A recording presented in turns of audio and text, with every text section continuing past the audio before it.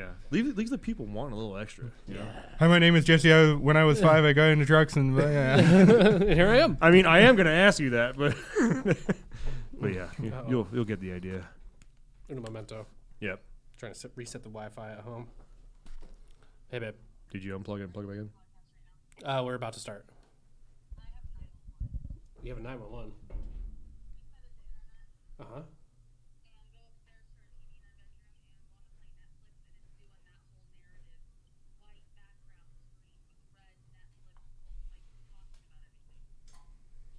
What? How long did you wait before you fired it up? Okay. Unplug the Apple TV and replug it in. Which should be on the power strip that's on the left-hand side of the dresser. And then put your finger on your butt. All right. I saw that. Yeah. I was trying to look up that truck to see, like, is it a Cummins or anything? Or is it just... No, it's a 352 FE 4-speed. It's junk. It was mechanically restored. Restored. It has the worst dual exhaust I've ever seen in a truck in my life. It's like 2 mufflers like staggered hanging below the frame. $130,000. Yeah, but it's got that patina. For what? Yeah. For a 67 F250. It's like a half restored truck. On like Barrett Jackson or something? Yeah, Meekum. Shit's outrageous. I'm gonna list mine for $85,000 tonight. I've got a 1987 Honda Accord. Red interior. Yeah. I actually kind of miss that car. Place your bids now. No, I've been seeing that truck all the time. They're like, oh, it's going to go to auction and everything. I'm like, yeah, it's whatever, you know. There's been beater ones that have been selling for like $20,000. And I was like, oh, that one will get 40. Yeah, the Complete Performance posted a picture today of the Cinecab long bed that was used in a bank heist. And the comment section was hilarious. It's an OBS truck. And it's like, okay, first off, times must be real hard if you're using a mostly stock OBS as a getaway vehicle. Right. That makes 220 crank. It's like, sorry, 215 you ain't crank. trying to get away anytime fast. You're not going anywhere Yeah. fast. And second, if you're robbing it, and the worst part is you start looking at the truck, even after it's all like bashed up, everybody's kind of like, it's a nice truck. Like you can see the interior because the door's like crunched in, like the interior's complete. There's no rips in the seats, and like on the bed, the paint's shiny, like, and it's got like factory nice Alcoa wheels on it and stuff like that. It was like, that's not a bad looking truck. I genuinely, they could have sold the truck for probably what they robbed from the bank. Right. Yeah, I don't think you get much out of a bank robbery these days. No. And then I commented, I was like, I guarantee you that thing will be on Facebook Marketplace in 2 weeks. $30,000, I know what I have. And that is the start of this episode. We snuck up on Jesse. We didn't tell him we were going to start it, but that was the start. Oh, look at that. Yeah. We just spring it on you. Yeah. Cha-cha. Well, thank you for tuning in, everybody. This is Ben and Tyler and Jesse. You have to take that charisma and tone it down a little bit. Listen, you don't have to feel bad. I had no idea the episode was actually starting. I wasn't even paying attention. And see, I listen to a lot of podcasts that start out that way, and it still caught me off guard. Yeah. Yeah. You know. Like that. Sneak up on people. You want to play paper boats? Yeah. Usually we have to wait till we get like all of our I'm going to call it PG-13. Yeah. PG-13 rated stories out of the way first. Yeah. And then we finally get down to the ones that are actually, okay. Yeah. Okay for mass consumption, at least without a password, if you know what I mean. But yeah, thank you for tuning in. This is American Diesel Podcast coming at you from Spokane, Washington. If you are watching, oh man, my intro's all messed up today. It's been that kind of week so far. We're like slowly getting back to normal here. Yeah. But yeah, make sure and check us out on Google Play, SoundCloud, iTunes, Spotify, anywhere that you listen to podcasts. You can find us on there by searching America's Diesel Podcast. We're also on the social medias, the Instagrams, the Facebooks, the TikToks, not really, but we're there. Instagram, by the way, thank you everybody for commenting on our last post about things that we should talk about. Yeah. That was fantastic, and I wrote all of them down. Like Yeah. we're gonna hammer through all of those things. Absolutely. If you do have a question pertaining to a certain episode or something that we say in the episode, YouTube is a great place to kind of start that and get that discussion going because we do have a lot of people that watch there. You may get a comment back from our fact checker, Jim Lawrence, who me and him were DMing on. We slid into his DMs a couple nights ago on the old Instagram. I was thinking it was last night. Yeah, but yeah. Jim Lawrence, got you, bro. Yeah, leave a comment there, and I am responding to those darn near daily. And also, ring the bell, subscribe, all that normal YouTube malarkey that everybody puts out there, because at the end of the day, that does actually help us. If you do need to get a part for your truck, and you want me or Tyler to do it for you, I'm not saying don't ask us. Just if you got to get it fast, don't ask us, because a lot of times we stack our emails up and answer all of those in a question and answer episode. So if you need to get a part going ASAP, make sure and call our sales techs. They are on the phones at 6 a.m. to 6 p.m. Pacific time, Monday through Friday. That is 12 hours a day, folks. They are here waiting and willing to give you just the best service you've ever had. Okay, 888-993-4373. Also, if you are placing orders on the website, make sure in the notes section throw podcast in there. Helps me out. I go through and I search orders every couple of days to see if there's any orders related to the show, because that does help us to kind of figure out if this actually works. Yeah. Do what else helps us. Yeah, because we're not doing it to obviously make money, but we're doing it, you don't want to lose money. Right. Like we talked about flipping, you don't want to lose money in the deal. Right. You know what I mean? What also helps us is reviews. Absolutely. So keep those 5-star reviews coming. Leave a 5-star review on any of the platforms that Ben mentioned earlier. Screenshot that and send it to dieselpowerproducts.com. Make sure you include a picture of your truck and an address that we can send a super sick sticker to. It looks just like the logo on all 3 of our cups. Yeah. Last piece of intro. If you do call in and place an order, make sure whoever you're talking to, let them know that you are a podcast listener. That way they can throw a podcast in the notes section. Yeah, if you talk to Mark, let him know how shitty his tip looks on his truck. Great looking truck. Yeah. Terrible exhaust tip. 100%. I don't care who knows it. I don't care at all. Yeah, I saw a truck literally today. Okay, well, it was a Duramax.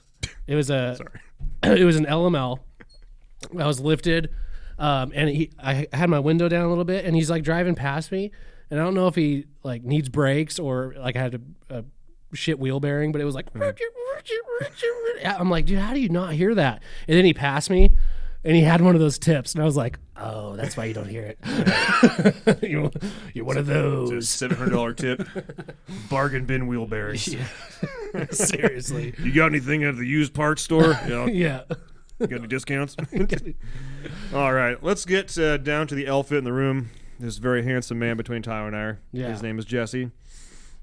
Can confirm. Jim Lawrence, fact check that. This is Jesse. Deal with it. Jesse works in the shop here. He works beside Dirthead Dave, which we all know and love. We should actually say Dirthead Dave actually works beside him, because he's always I was going to mention that. Get it right. Yeah, you just screwed up, man. Because Dirthead Dave makes appearances. Jesse's here like all the time, and it's glorious. So if you're on our Instagram or Facebook or anything, and you've seen that the F450 that we have, the Atlas, he's the man behind the mission on that flatbed. A lot of the cool stuff that seems like you just can't buy it, you can't find on the website. Coming out of that brain right there. Yeah, because he made it with his hands. Hands in his brain. Just all kinds of magic happening there. Not a lot of brain. Well, enough to make your hands magical. That's all that matters, man. No, it's been a fun truck to build. It's really been a learning experience to try and figure out how to build a whole flatbed from scratch. And that was your first flatbed you've ever built. First flatbed I've ever built. And it was one hell of a nice one, I tell you what. I just can't wait to see the second and the third one. I don't know. That's it. There's no pressure either. It's just a 2021 F450, Yeah. and you're doing it's all aluminum. Don't worry, you got it, man. Yeah. No, that's the hard part was already out of the way. We already took the knife to that truck a long time ago. That's true. Yeah. So. So I want to tell a quick story before we get into the background of who is Jesse. I don't know if I told you this story, but I was standing in your office. You remember the first time you saw Jesse's little Ranchero Crown Vic? Yeah. Yeah. I freaked out. I'm pretty sure that was when you were coming in for your interview. And so I was standing in Tyler's office, and I think you were probably going westbound on Broadway, and you overshot, and you went into the fairgrounds to turn around and come back. And I saw your Crown Vic Ranchero Camino, whatever the hell you want to call it. Basically a Crown Vic with a bed on it and like off-road tires and a sick paint job. I saw it pull in and turn around. I saw Tyler. I think we were actually having like an important conversation. Like, oh, what is that? dude, look. And then, like, I'm yelling at Tyler like I'm a 4-year-old kid, like I'm never going to see this car again. Yeah. I'm like, this is a Spokane only thing. I'm never going to see that car again.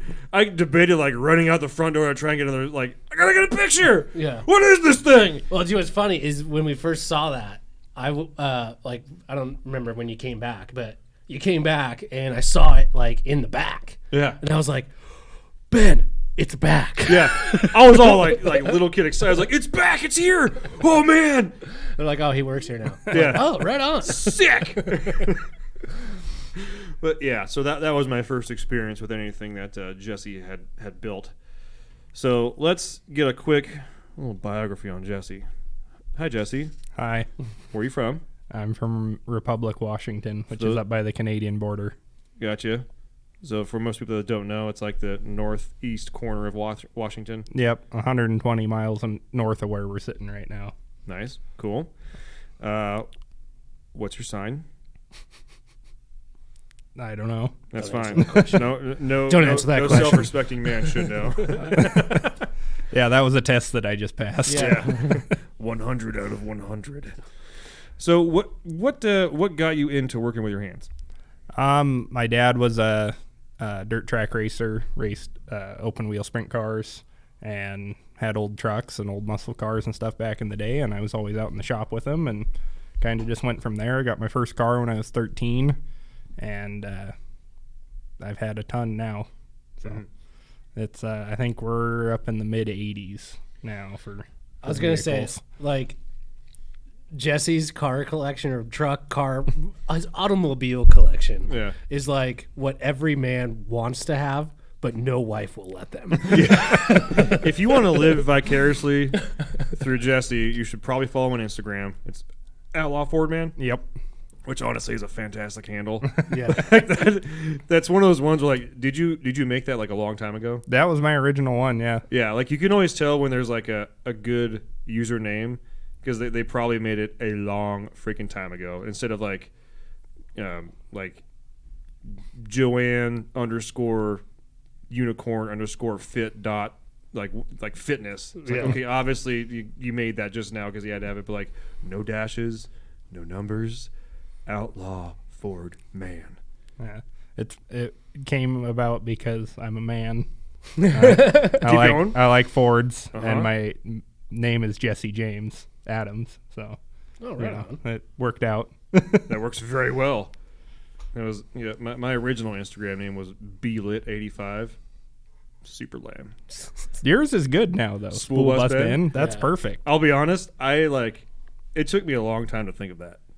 It's like me and Cameron actually had conversations about this. I was like, Cameron, I want to change my Instagram name.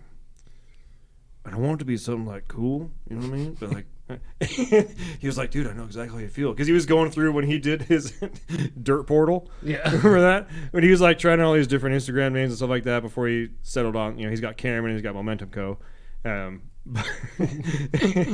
Yeah, so it was a very calculated decision. I'm not proud that it was calculated because nothing should actually take that much time for Instagram in your life, but it was. I'm very proud of it. I think it works very well. Yeah. Well, when you're a minor celebrity such as yourself, you have to have a good name to go off Freaking of. J-list celebrity. Yeah, I was going to say, like, how far does the letters go? If you figure my son is Z, I might be J, Yeah. just because I can talk. He can talk, just not all of it, like very well. Right. So I'm beating that dude. So you're a Ford guy. Yep. Okay. My man. But I have a feeling it's not modern Fords. Not really, just the one. I have one modern Ford. Yeah. Everything else is like pre 1979, and I grew up with 73 to 79 dent side Ford trucks. Yeah. Back before anybody called them a dent side or a bump side or any of the lame new terms that we have to use. My dad has a 77 F-250 four-wheel drive that he bought when he was 18, and I grew up wrenching on that thing and riding in it and four-wheeling, and had a Bronco 2 when I was Hey. my dad bought it I think when I was 10 or 11 years old, and that's what I really learned to four-wheel in. And it was a weird Bronco. It was first year like 84, 85 that had factory limited slips front and rear. and 410 gears. It went everywhere. Wow. Small wheelbase. Yeah. Yeah, it was a 2.8 carbed automatic. Yeah. And it was ugly. It was tan and blue, two-tone. Okay. I've only Eddie seen Bauer action. Yeah, I've only ever seen 2 that color, and they were both in my hometown.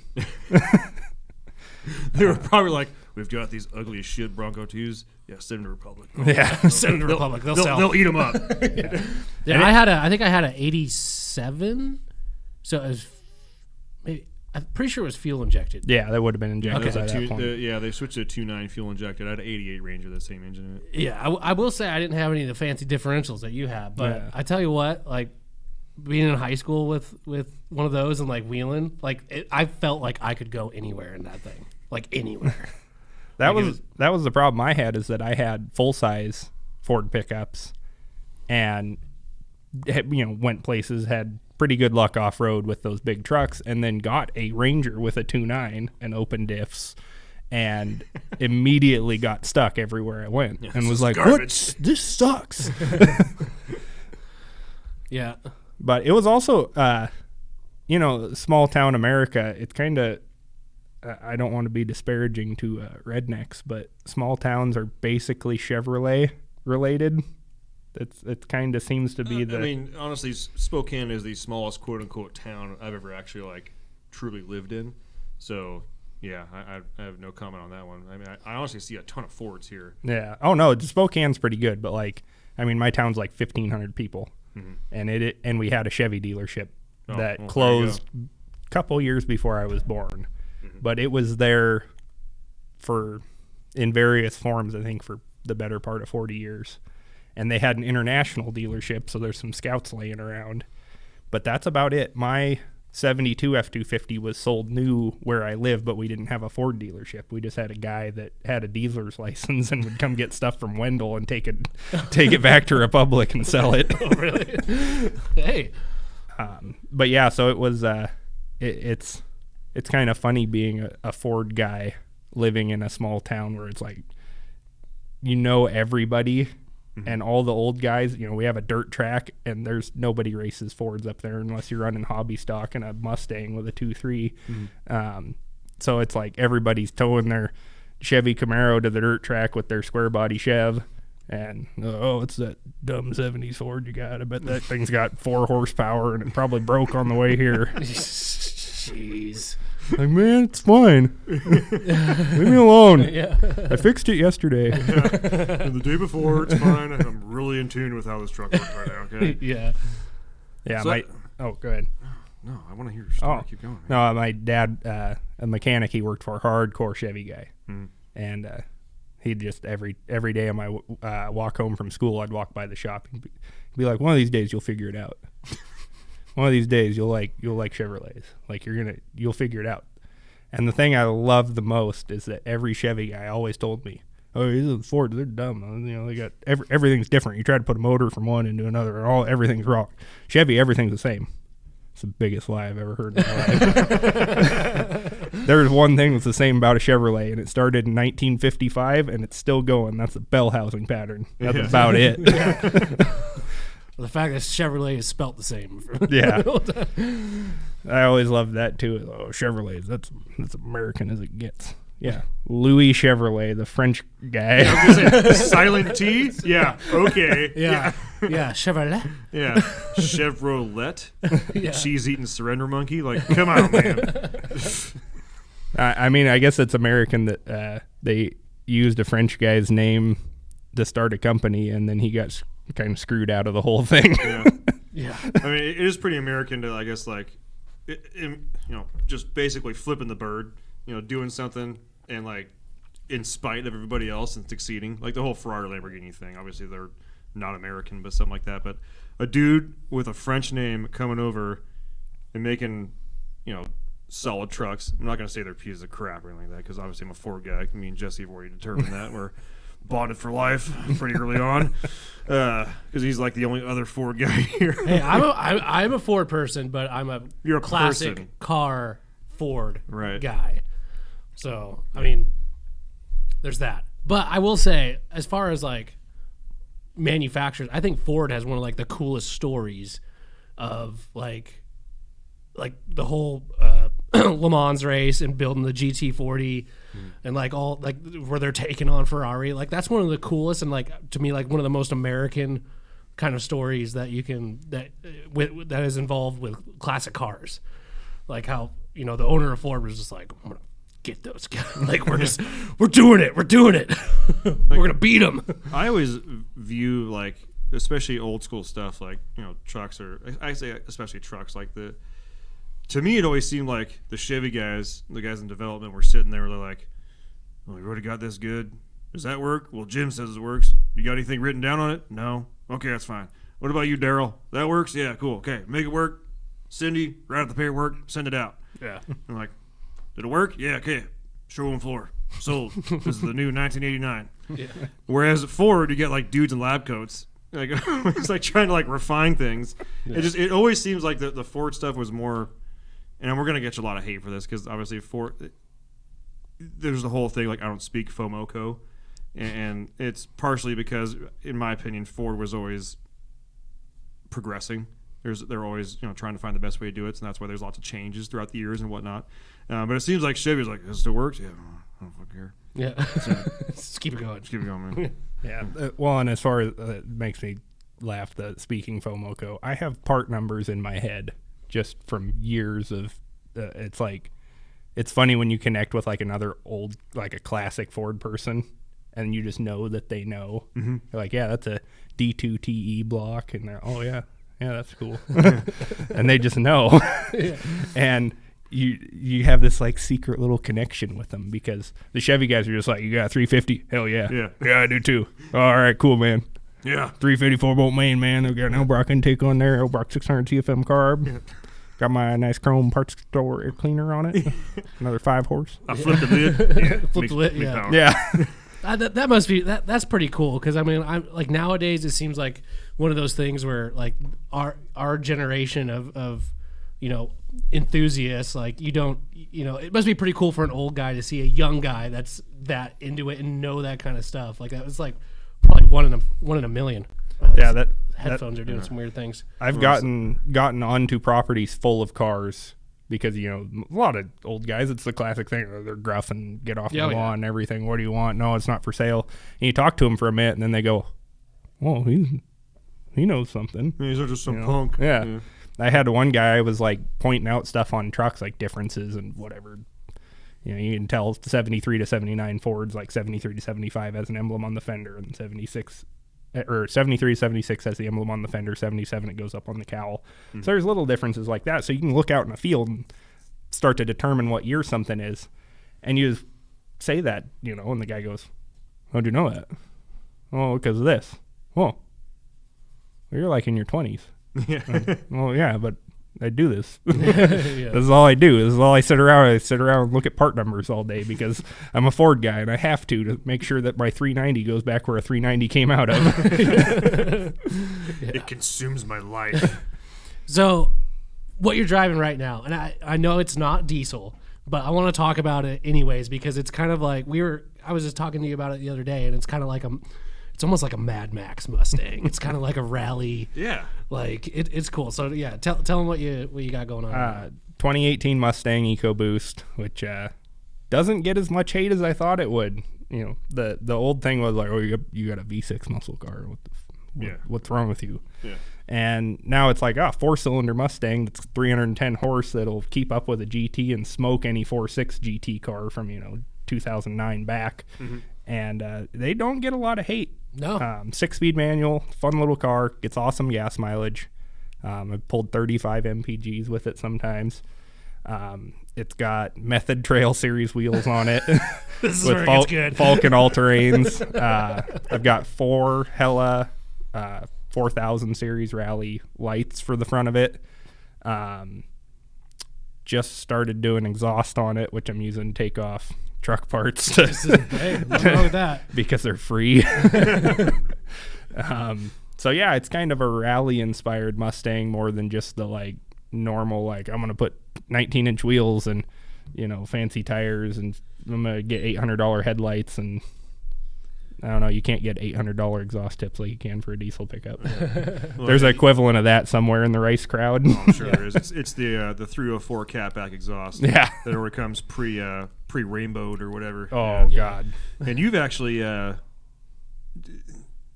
did you go overlanding in that? I did. I drove to I drove to the Bonneville Salt Flats for Speed Week this year and camped in the back of it for 3 nights. And then that's cool. Yeah, I left work Friday afternoon, 4 o'clock, started driving straight there, slept somewhere in the middle of Idaho, and for a couple hours, got to the flats, hung out there, got to actually wrench on a car with a team of guys, hook up from Dirt Head Dave, I should say that. Right on. So got to go out like actually to the starting line, like see the cars run. It was a really cool experience. Probably the greatest thing that's ever happened to me in my life. Like it was really cool. When you came back, like I'm not trying to like, this is not a mean thing, but like you were talking about it for like 3 weeks. Yeah. And you were like glowing. Every time you were talking, dude, I did this. Like, oh man. And every time you talked about it, just like the grin you got right now, because I'm sure you're remembering what you did. It was just like one of those moments I was like, this is badass. Yeah. No, it was amazing. Like I'll be going back to that place till I'm dead. Like even if I don't race. Like how was it? Because I've only seen it, on like, pictures and video. It is the weirdest surface you'll ever walk on in your life. Like, what is it? The Like, salt. I mean, I know it's salt, but like, what does it feel like? Like, what is it? It's kind of loud sometimes. Like it's kind of weird and just like it's like kind of crunchy in some spots, but then it's soft and mushy in other spots, and it gets all over everything. Yeah. Like you're just covered. And then it's the only kind of ground that instantly hurts you. Like you think like, oh, I'm just gonna lay down real quick to get this Zeus button on the bottom of this car, and you're like, oh, I'm covered in salt now. And it's just like kind of, salt's kind of sharp when it's, and it's salt. Yeah. Just take a jar of salt and rub it all over your arm. You kind of figure it out. Yeah. And then mix in like cuts and brake clean and oil. Oh, yeah. And then like literally salt in the wound. Yeah. Did you taste it? No, I do have some in my car somewhere. My car was covered. Was it? It was and it's crazy because there's guys out there. I've never seen more 32, 33, 34 Ford hot rods. I mean, the stuff, the hot rods that are worth the most money on the planet, 32 to 34 Fords. Yeah. Period correct race cars from back in the day that are survivors. Some of them restored, some of them new cars that have been built to look old, all out on the salt, driving around, covered in salt, quarter panels covered in salt, the entire under the car. And I'm like, oh, I don't want to be that guy. Yeah. Like he's going to go back to his shop for like 3 weeks and disassemble that car and clean every square inch with a toothbrush because otherwise it's totally boned. Yeah. I've always liked what they race there, because like back in the day they would take like the old like fuel tanks off of planes. Oh, yeah, belly tank racers. Belly tank racers. I think those are so freaking cool. Like I was watching an episode of American Pickers, and there's a Southern California shop that made like a period correct belly tanker, and it is so freaking cool. Like it's just amazing to look at. It's just like, wow, that is like guys would literally find these tanks, cut them open, put a seat in it, put an engine, and open wheel. Like they're just badass. And a lot of them had like V860 flatheads, which are like this big. Like it's still a V8 motor. They're tiny. They ran them in midgets and everything else. Yeah. But they'd fit one of those back in that tank, and the guy'd be in front of it. They were all pretty much rear engine, I think. And I had a chance to buy a just uncut belly tank. It was out in the wheat country. Like, really? Because they drop them things in training. Well, they drop all kinds. I mean, still to this day, my buddies talk about getting like big tarps and stuff from when they're doing military drills. They'll just leave it out in the hayfield. Really? So this farmer, they had this belly tank for 60 years or something sitting on the farm, and I could have bought it for $100, and it was when I was like 19 and I, dirt broke. Yeah. It's like, oh man, if only I had ever had $100 for a big tank. Yeah. Seriously. That'll never do anything with. Yeah. And then it got sold at auction. The guy that bought it for like $300, and it was like, yeah, I'm going to make it into a sign. Oh. Lame. Yeah, I'm seriously. gonna hunt you down and punch you in the throat. Yeah. But so before I forget this, to bring it all back to America's Diesel podcast, Boom. lots of diesel stuff going on down at the Salt. Really? Yeah, there was. It was fun to watch. There was a diesel streamliner, one of the big, long, and it just trail of black smoke. I mean, it was like the funniest because you're in this just widest open, wide and whitest open landscape. And so everything you're seeing, and it was kind of smoky. It was when all the wildfires and everything were going on, like all over the West Coast. So for the first couple of days, you couldn't even see the mountains in the background. It was like some weird horror movie where you're in like, there's this like mist everywhere, and then you're on this white land. I mean, like another planet. Yeah, you couldn't see anything. Yeah, it was real alien. And then this, streamliner goes across the Salt, and it's just this trail of black smoke for 3 miles. Because they still, when they start out, they like push them right with a vehicle. And until because the gears are. They got crazy, like 200 gears on them. Yeah.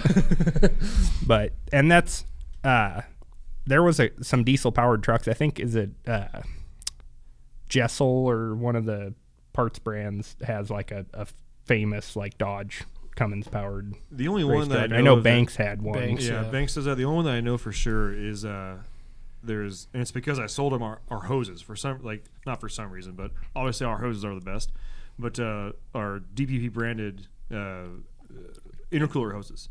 There's a company or a team called Salty Box Racing, and they called me, and like it was like 3-4 years ago, and they're like, oh yeah, we do, look at me on Facebook. I looked him on Facebook. I was like, holy shit, like, you guys are like the real deal. He's like, yeah, for some reason, like the hoses you guys make, I don't even know if you guys are making them or not, but like we've run like 120 psi through those things, and they do not break. I've had other hoses that look exactly the same. They break. These ones, I don't know why. I don't know what you're doing. Because he originally called me, he's like, I need like 7 of this dimension. I'm like, what the hell are you doing? No one orders 7 of these. Yeah. Like, what truck you work on? He's like, okay, so I'm a team called Salty Box. I'm like, oh, okay, I got you now. Okay. That's the only one I really know of. There's also like a tech school I know that was built in a Salt Flat Racer. It was like a, after high school kind of, I don't know. I can't remember the name of them, but I know they were working on a Salt Flat runner as well. Yeah, I've always wanted to try and go to that. I wouldn't say it's necessarily on my bucket list just because I'm getting old now. I'm not that old, but like getting old up there, so you gotta like refine your bucket list, But I've always wanted, like, it's always one of those things where whenever I see like a video excerpt or like if you're watching Power Block or something like that and they cover the Salt Flats, I'm always just like, well, it's just a historic cool place. I mean, there's been so many. I mean, they've been running there for freaking ever. Yep. And so many records have been set there. And it's just to me, it's definitely a bucket list thing because it's just such a historic place. Just to be able to see it, I mean, is probably like you said, it's like kind of an alien place. Like, it's crazy that there's that kind of place in the U.S. that's just sitting there that these freaking motorheads found. They're just like, this is perfect to race on. Let's do it. Well, and it's like the way I describe it to everybody. I mean, you have to go there. Like, there's no, like, you can't, their words don't figure it out. Like, you can't explain it. And when you can explain it good, you can read Hot Rod Magazine every year, from when you're a teenager like I did, and see Salt Flats and go, oh man, I'm going to go there someday. And then you get there and you're like, oh, I get it. Like, this is what it is. And it's the purest form of hot rodding on the planet. Like, you see, I want to go fast. Yeah, it's that, and everybody, there's thousands of people there, hundreds of race cars. Everybody is on the same team. Everybody's there to set records. A lot of guys are there to set the same record. And they don't care if somebody beats them.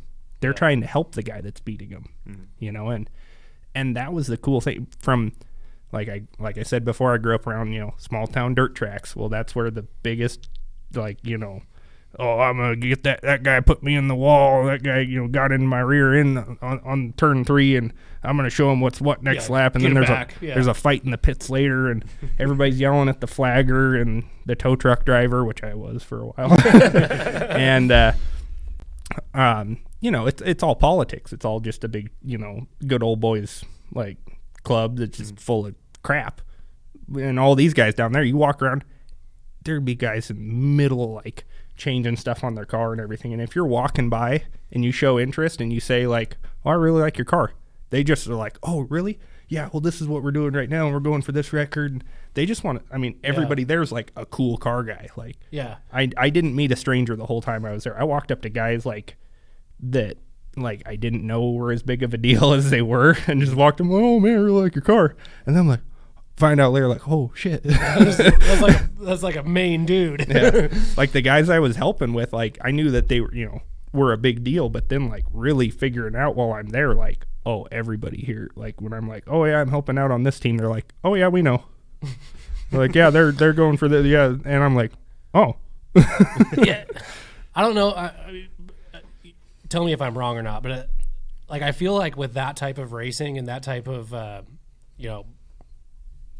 don't want to call it a sport, but that type of automobile event, like there's kind of a level of danger that everybody kind of know, especially the guys that are going like insanely fast, like to where they're like, where it kind of builds like this camaraderie versus going to like Spokane Raceway Park and everybody's like, screw you, everybody's getting in fights and that sort of thing, where it's like, no, what we're doing is kind of crazy. It's kind of dangerous, and nobody wants to die.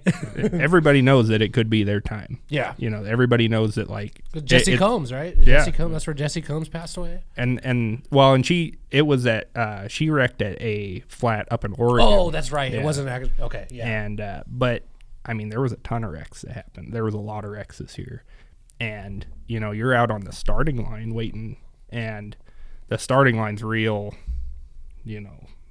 there's not a lot of people out there. Because there's, it's kind of, there's not a lot of defined areas. It's not as, like, organized as you'd think. Like, there's a pit and the tech inspection and the impound. Like, after you set your record, you have to go put your car in. And so there's, like, that. But, when you're out just on the starting line, there's guys pulling up and guys going back and under the pits and everything else.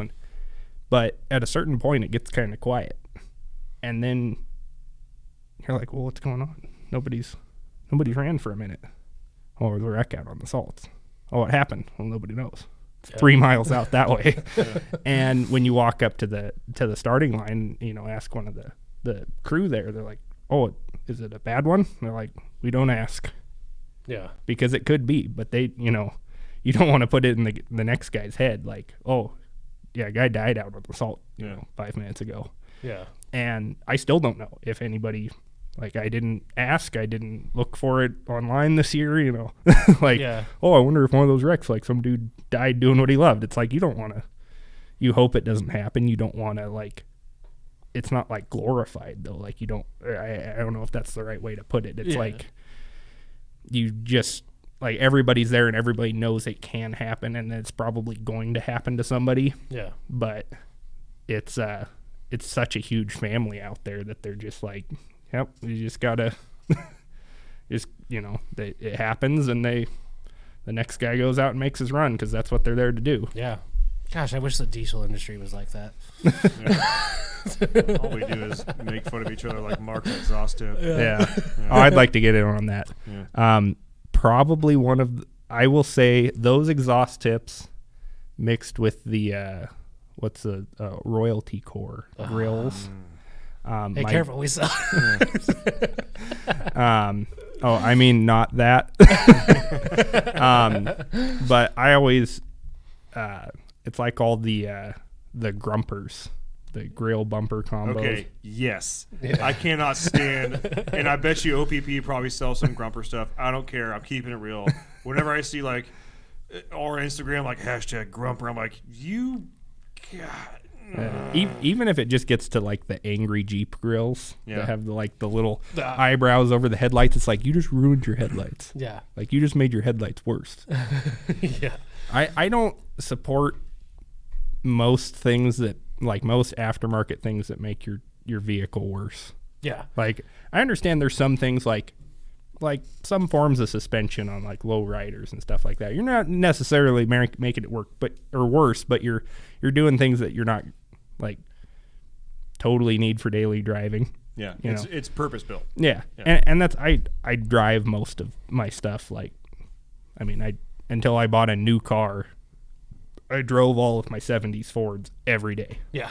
So it had to be working. I can't, like, and I don't want to put, 22-inch wheels with an inch of back spacing and little rubber band tires, because then it's like, well, now it's a truck with leaf springs that sucks already. Like, I don't want to make the ride worse. Right.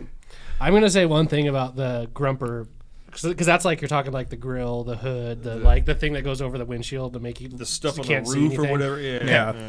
So, the other weekend when I went to Avery camping and riding side by sides, I parked. Our camp spot was right next to this like cabin thing. I don't know if it was like the owners or whatnot, but anyways, there was probably a 2016 Ram 3500 parked there, and it had the grill and the bumper. Okay, which I agree 100%, completely hideous. Okay. But one thing that I noticed that I had to just I sat there and I looked at it and I was like, I have to hand it to him.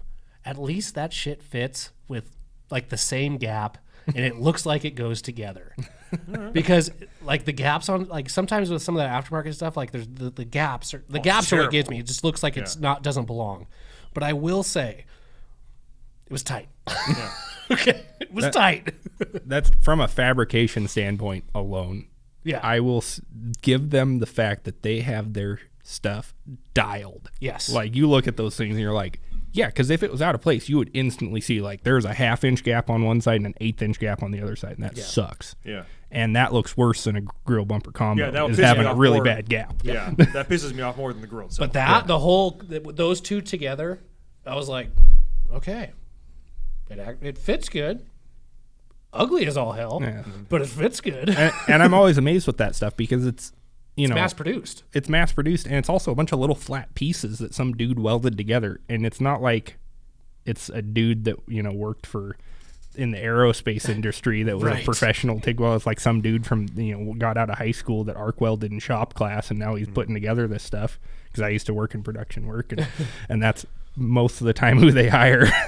Their jigs are on point. Yeah, because it's really easy to warp stuff. Oh, yeah. Especially and like some of that stuff that's aluminum. It's like aluminum moves heat really weird. And you're like, oh, yeah, this is cool. It's all perfect cut out.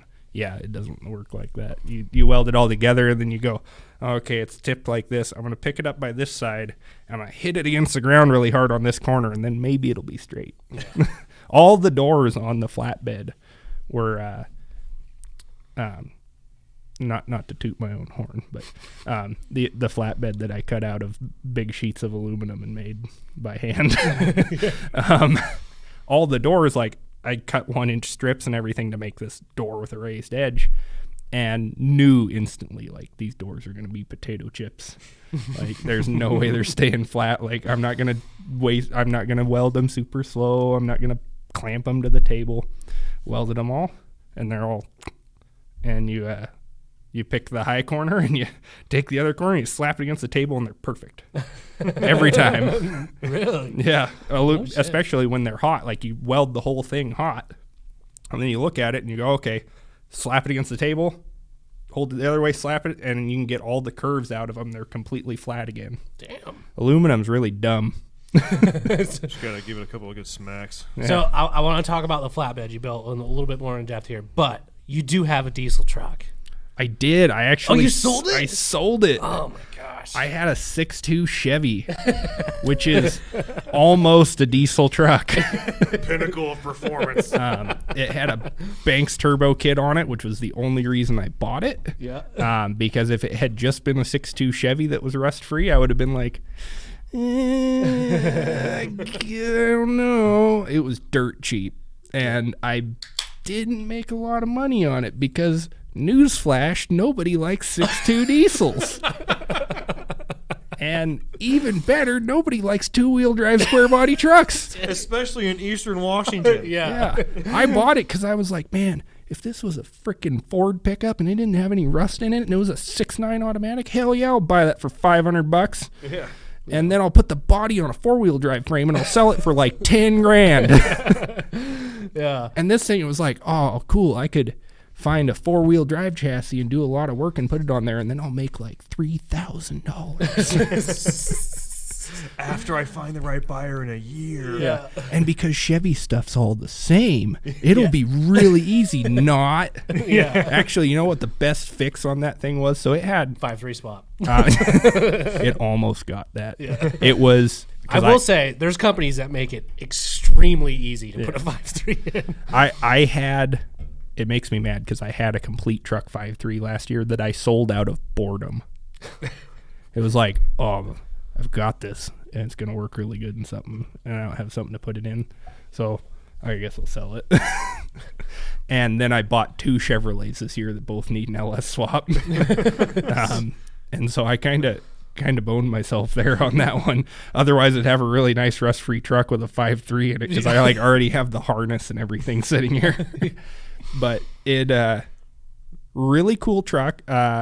Fuel filter systems on those suck. Junk. They're probably the worst thing I've ever seen as far as a fuel filtering system, because they're like the weird box that goes on the firewall. You clip it in. Okay, yeah. So Tyler, I remember him talking about this. Like, so now we got 2 perspectives on this. I've never personally seen. So it. Like, yeah, it's got a metal bail that holds it on, almost like the top of a Breakmaster cylinder. okay. And it's like the size of like a thing of Velveeta. It looks like a block of Velveeta on your firewall.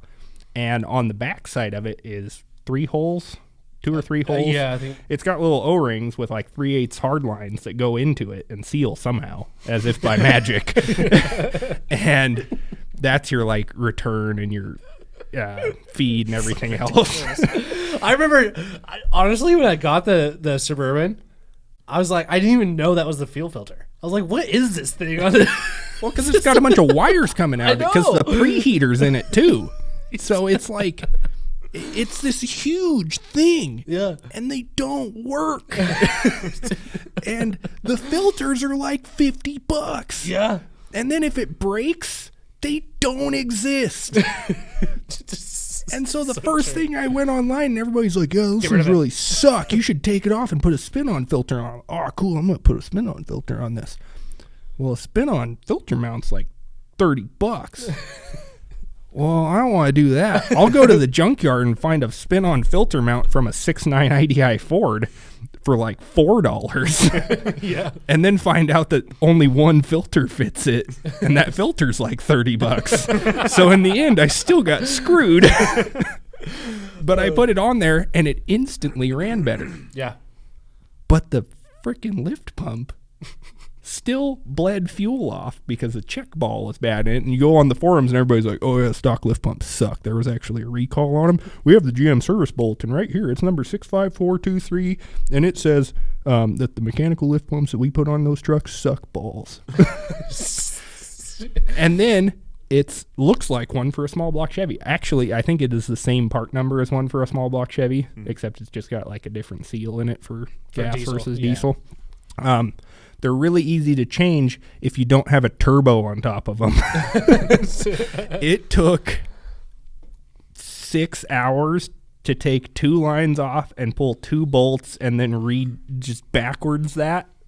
And it's like a frame rail, and then like directly next to the frame rail on the side of the motor is this fuel pump. And then directly above that is like a whole turbo because that's where Banks decided to put it. And you're like, oh man, Gail, I really like you, but what the hell, dude? You like totally got me on this one. And I looked at it. I went to the parts store and bought a pump, looked at that and went, I think it'll be fine. I'm just going to live with it. Yeah, I've got a couple cans of starting fluid. This will be great. And then I was at the general store, which is one of our local speed shop, for those that don't know.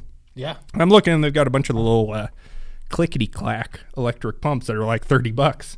And I was like, oh, we got this one that's red and this one that's black that's for something. And the green one, it says it's for diesel. Well, that's a lot easier to put on than a mechanical pump, so I bought that. And then I was like, no, I could hear my dad in the back of my head going, well, you're going to put an electric pump on that truck and it's got a mechanical lift pump? You should just fix it the right way. And I'm like, that's right, Dad. So I spent like 6 hours changing a mechanical pump that fixed the truck. And then I started driving it around to realize that the turbo was completely toasted, and it was drinking like a quart of oil every time I went to town. Like, I'm ashamed and not ashamed to say this. I checked the oil when I got it, and it was 2 quarts low, and there was 2 gallons of oil in the truck when I bought it. So I was like, all right, old leaky diesel. I had IDI Fords. I love IDI Fords. I'm going to say that right now. I don't care who you are. 7.3 IDI with a turbo is one of the greatest things on the planet. You heard it here first, folks. Because they do not have enough power to hurt themselves. They sound amazing straight piped, and they just freaking work as long as you keep them plugged into a wall outlet after it gets below 40 degrees. Dude, when I was in Wyoming with school, my roommate had 7.3 IDI non-turbo. And do you know what he had in the back of his truck? Generator. A generator. With its own tank. Seriously. He would plug that shit in and fire up that gen. Like, you could damn near hear it from inside the apartment. Like, his gen, he's Jake starting up his truck.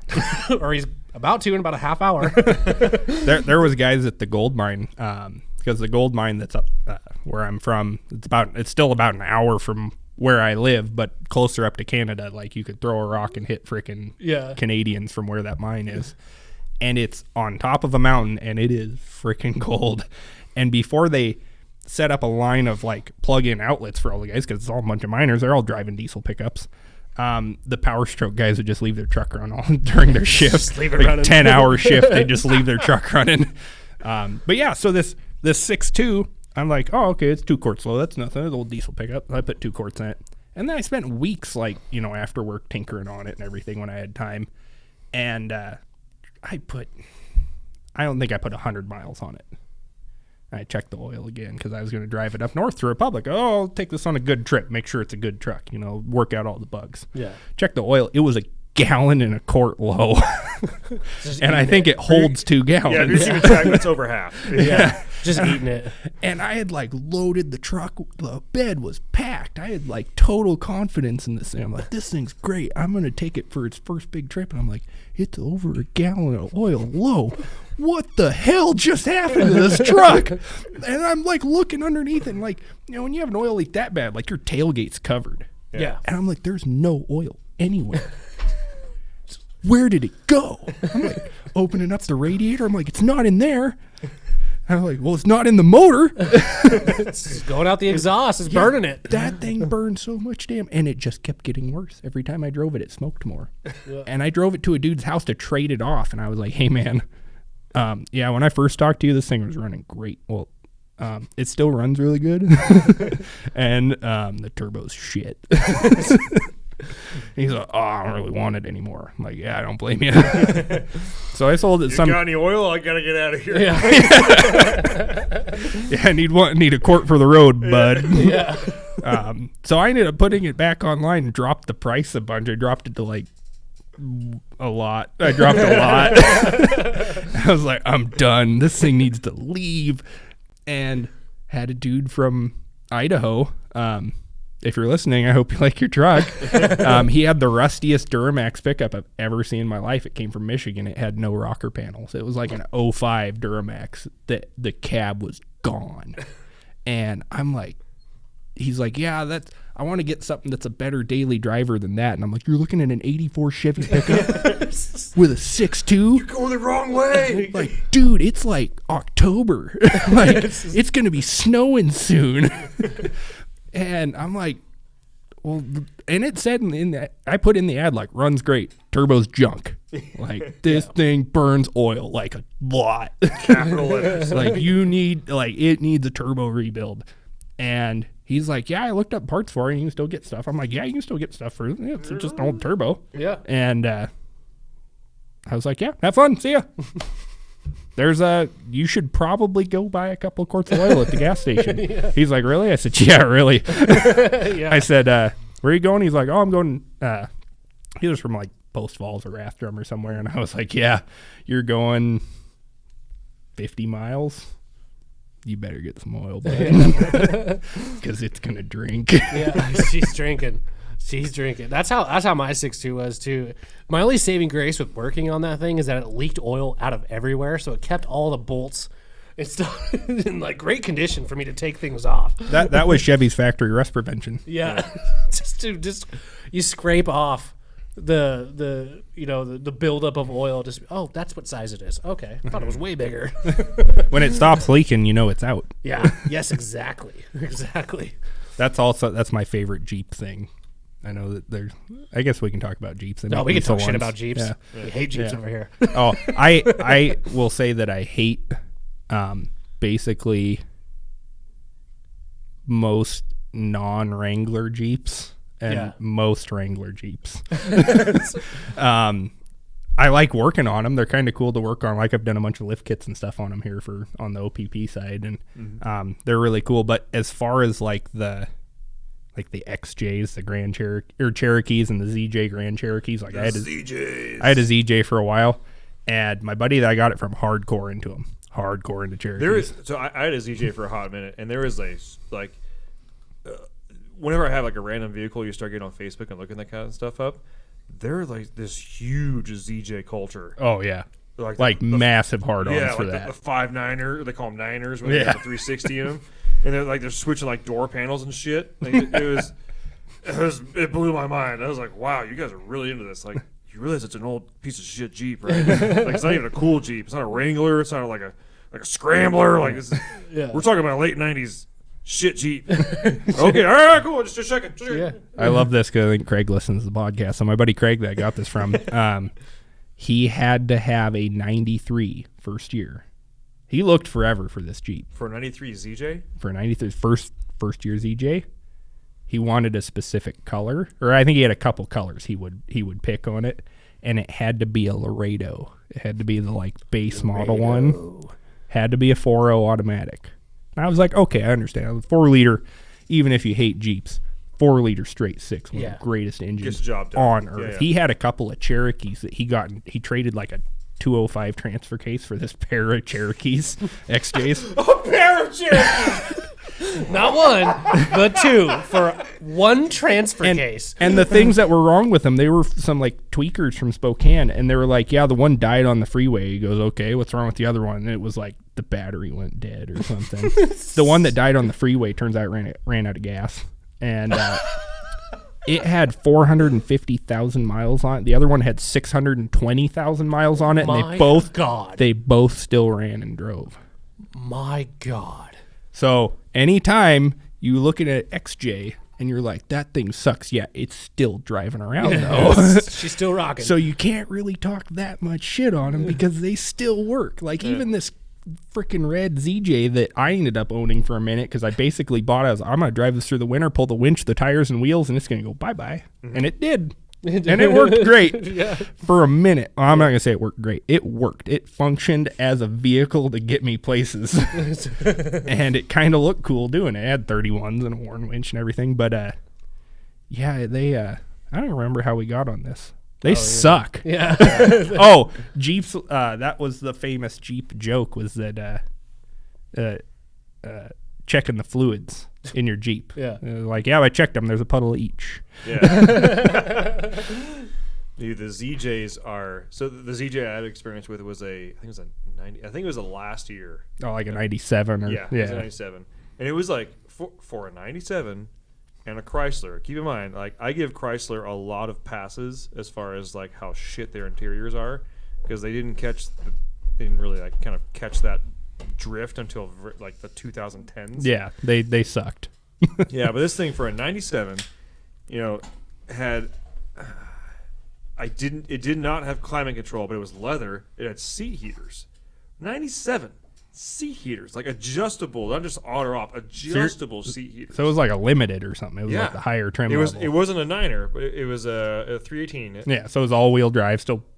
Yeah. And let me tell you, I did replace the viscous coupler. Yeah. After trying to do everything else, because even going into that, like for some reason, I don't know why, every forum that I joined was like, it's the viscous coupler, just do it. And I was like, no, I'm going to try this. Even though I've rebuilt transfer cases before.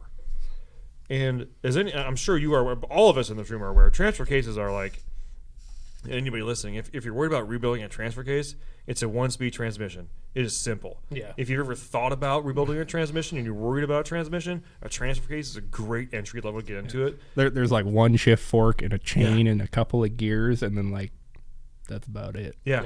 Just make sure you have snap ring pliers, because if you've never rebuilt anything like stuff before, you're probably thinking like, how do I take the bolts out and everything comes apart. Get your snap ring pliers. Yeah. But yeah, finally I redid the viscous coupler. I was like, oh, this thing drives great now. Should probably sell it. I tell you what, the one Jeep that to this day I regret selling, and I would own another one. I had a 1987. I have a lot of 1987 vehicles in my life for some reason. That. Yeah, but it was a 1987 Jeep Grand Wagoneer, Oh, maroon with the wood grain on the side. Dude, this thing had leather, power seats, like every option. The overstuffed old school seats. Yes. That kind of hug oh in. my god, I feel I that's one of like my main vehicles that I regret selling. Was that rig. I loved that thing. It was so badass. so it must have looked like the one that sits over at Aztec. Kind of like that. Yeah. Yeah, kind of like that. It had the new style grill. Yeah. I actually ended up just like bedlinering the grill to make it black. And then Coop, like I was gone on vacation or something, and Cooper and the guys in the shop put a little lunchbox locker in the back. I had an AMC 20, which is like all I can just remember is just a circle diff cover. It was like just perfectly circle. Yeah, it looks like it's out of a 40s GMC truck. Exactly. Yeah, exactly. I had 35s on it, like takeoff 35s from like one of Cooper's like used Jeeps he got. But I tell you what, I had so much fun in that rig. The steering was sloppy as shit. Like it was a great rig. I bought it for $1,200, sold it for like $4,400. Dude, Take that deal every time. Dude, the starter would hang up in it. I remember because we were living up at the South Hill at the time, and I'm like, hey Cass, like I'm gonna go, because we're right by Albertsons up there, and I'm like, hey, I'm gonna go meet these guys in Albertsons parking lot. I'm gonna sell this Jeep. She's like, okay, and I was like, I still had stuff in the Jeep, like, because I was like, I didn't think that like someone's just gonna buy it. Dude, these people came up and literally like opened the door. Didn't even start it up. Opened the door, closed it. Yeah, we'll take it. That's not even the funniest part of the story. I remember. Yeah. So I take all my shit out. I'm standing in the Albertsons parking lot with a box of stuff, just like waiting for my wife to come get me. My dad calls me 2 days later. So my dad, he actually just retired. He was a kind of like a maintenance kind of guy for the Washington State Patrol. Well, I did all my paperwork on my side for selling the Jeep. Well, my dad calls me and he's like, did you sell your Jeep? You sell your Wagoneer? I was like, yeah, I sold it. Yeah, a couple days ago. He's like, well, they got pulled over in it, and the person driving it had an expired license, and they had their mom with them, and the mom wanted to drive it home, and she has an expired license too, so we ended up towing it right back to the lot. I'm like, well, if they don't pick it up, let me know because I'll buy it. So I sold it for like I made like a ton of money off this thing because I didn't have much in it, and yeah, it just ended up like in the freaking yard at the state patrol. It's like, okay. On the other end of that, make sure for all the kids out there listening right now that like to buy and sell and trade and Make sure you fill out your paperwork and not transfer titles. It's not an if game; it's a win. Yeah. I thought I was invincible. I recently had to pay $500 to not get my Jeep back. The red Grand Cherokee that I was talking about before. Said CJ. Yeah. I traded it for a Dodge pickup that coincidentally had a title that matched no part of the truck. It was a truck that was built out of many, many things, and it did not match any part of the truck. And so I get this shitbox woods truck, and I was totally stoked. And that was in 2019, and this spring I get a letter in the mail like, hey, your Jeep's an impound with $900 worth of impound fees on it. And I'm like, I don't own a Jeep. That dude sold it, and then like down the line of tweakers that owned it ended up in like Seattle and got impounded over there. And I was like, oh, that sucks. Well, it's not mine. They're like, yeah, did you fill out any paperwork? You know, no. And they're like, well, yeah, well, you're supposed to do that. And I'm like, yeah, I know, but it's like $13. They're like, yeah, well, now it's $500. I'm like, oh, yeah, that's right. I'm dumb. Yeah. And, yeah, that sucks. Yeah. Because all you don't even get it. Yeah, and that's, I could have went and got it back, and it was it was actually hilarious because I called the place, and because they have to send like a letter within 24 hours saying like, hey, we impounded your shit and you owe us money. Mm-hmm. Well, that takes like 2 days to get to this side of the state. So by the time I got that letter and the other letter, it already had like $600 worth of like charges on it. By the time, and then I find this out on like a Friday afternoon, so I call Monday morning. So now there's like 2 more days worth. And he's like, well, you can come pick it up right now. I told him the whole story. He understood it. He's like, yeah, you screwed up, but like, here's the deal. There's about $1,000 worth of charges on this thing right now. He legitimately goes, I'm guessing that Jeep it's probably worth $1,000. And I'm like, yeah, you're not wrong. Yeah. And he's like, so you could come get it for $1,000. If you come get it today, tomorrow it's going to be another $90 or whatever on top of that. He goes, or it goes to auction. By the time it goes to auction, there'll be $1,500 worth of fees on it. Like, that sucks. And he goes, but because it's like a state deal, because it was abandoned, and I'm sure it was abandoned because the neutral safety switch is kind of weird on it, and you got to know the jiggle the shifter on it to get it to start. And he goes, yeah, so it'll sell, and then because it's a state deal, they can only go after you for like $500 in collections. Like, sounds good to me, bud. Yeah. So do that. Yeah. So I just let it go to collections and then paid my $500. Oh, that still sucks, though. Yeah. Oh, yeah, it sucks. And then I parted out the Dodge pickup that I traded it for and got the $500 back. Hey.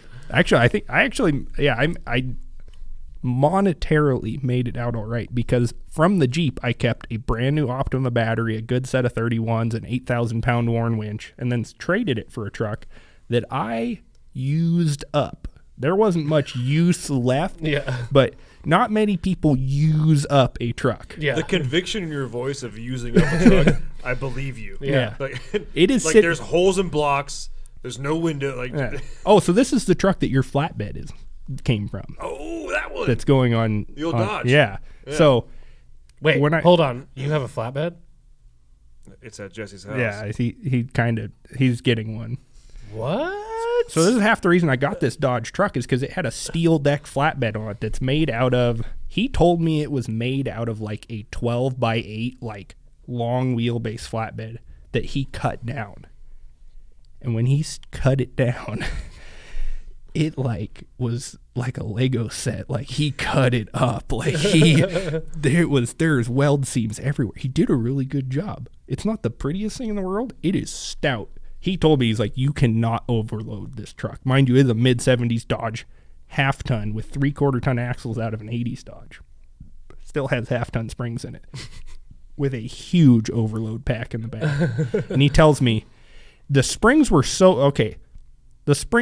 worn out that he put a 3-inch body lift on the truck, and it still sat lower than a factory 4-wheel drive. Jeez. If it wouldn't have had the body lift, it would have sat like a 2-wheel drive. It was bad. He tells me, you cannot overload this truck. I said, let's see about that. Like, the first week I had it had old 16.5 tires on it that I'm sure were sketch. And my buddy we were redoing the inside of his shop. We were sheeting it and insulating it and everything. He tells me, he's like, all right, the lumber package is out at Hall's. Let's we'll take my pickup. Well, he's got a short bed like newer Silverado. I'm like, we're not gonna make 30 trips in this thing. I said, we'll take the old Dodge. He's like, oh, you just want to make a couple of trips? I was like, we'll see when we get there. Put a whole unit of OSB and then a unit of 2x6s on top of that. We loaded all the insulation in his truck, and this truck is taking it. I'm like, all right, it's like, I don't know, 10 miles. I'm like, I think it's about 10 miles back to his house, and let's see what it does. It was like 35 miles an hour. Like, I didn't want to overdo it, but it did it. And that was like the first thing I did with it. It was fucking load it down. And it got there and we unloaded all the stuff. I was like, all right, this truck doesn't suck. Like, I can beat this thing mercilessly and it just takes it. And the like funny thing about 70s Dodges is all the wiring sucks. And I know that doesn't really sound funny, but it is. And to have a vehicle that's like purposefully trying to light on fire anytime you try to use it, and like all the lights worked, and like the dome light in the cab worked, and like some of the gauges even worked, and none of the gauges work in 70s Dodges. They just don't. They're junk. I don't care if you like them or not. I kind of like them. They're junk. And it just worked. And then I just used it in the yard. It had a cool crane on the bed that I used for like lifting motors and axles. I lifted like whole pickup cabs with it. I ripped it off the truck one time because the cable got hooked on a fence post while I was driving in my driveway, and it like tore the crane off the bed. And it was fine. But like, I stole a bunch of parts off of it for a buddy's truck, so like didn't run anymore. I took some tires off of it, so I had flat tires on the back of it. And recently I had to drag it in the yard just to use the boom on it to set an engine in my Corvette. And if that's not the most redneck thing you've ever heard in your life, I don't know. I don't know what is. I got this junk truck with flat tires. I got to move that so I could use it as a hoist. I used a 2-wheel drive square body Chevy to drag a non-functional 70s Dodge into a yard to put a 350 into a 80s Corvette. That was gonna be my question. Like, what did you into drag an this 80s shit? Corvette? A C4. Yeah. You can't dog the C4 almost. I tell you what, if that 6.2 had ran good, I almost would have had a diesel Corvette. Oh God. See, I want to have the stuff around here that's like almost cool to everybody. Yeah. They're like, so I can come in and be like, guys, I got a diesel. And they're like, what is it? And it's like, it's an 84 Corvette with a 6.2 in it. And they're like, why'd you buy that? I didn't buy it. I built it, guys. Why? I've got 87,000 cars. There's extra parts, bud. Just got shit everywhere. And like everybody knows that I'm like a total square and I don't drink or like smoke weed or anything. And they'd just be like, how do you come up with this sober? Like, what is wrong with you? You need to be medicated. Have a beer. You need to calm down. Like, you need to get drunk so you stop doing this. Like the Crown Vic. Ben brought up the Crown Vic earlier. It's an 06 P71 cop car that I made into a Ute. 2-door Ranchero. It's a Ute. It's a Ute. Yeah. It's lifted. It was on 33s. Has a winch behind the front bumper. I made a really cool bumper for it. It's got lights on the roof. It's red, white, and blue. It's kind of an internet sensation. It is what I am known for. I'm pretty sure it got me this job. Because I remember Cooper walked out and looked at it and was like, this thing's rad. Yeah. I remember the first time I actually looked at it close, I was like, damn, dude, you did a good job on this thing. Yeah, like, I can't even hate on it. Like, it was a Gambler 500 car, and when I showed up to the Gambler, the first 3 dudes that parked next to me, I got there early, like to the meeting spot for the Washington Gambler, and these 3 guys walk up and they're like, oh man, that thing's really cool. And the first guy walks up, because Gambler 500, for those that don't know, is generally supposed to be like total shitbox cars. Yeah. So it's like $500 cars. Yeah. Well, it's not really $500 cars anymore. It's not a rule. But the first guy walks up and goes, $500, huh? I said, well, I traded a $600 Mustang for it, so yeah. That math works. Yeah, the last time I saw the rules on that, they were, because there was we all probably follow the same Gambler 500 guys, because guys like us, like for me, Gambler 500 is actually above Bonneville Salt Flats for bucket list. Get out. I know. Get out. I know. We should probably fight, but to me, that seems more fun. Yeah.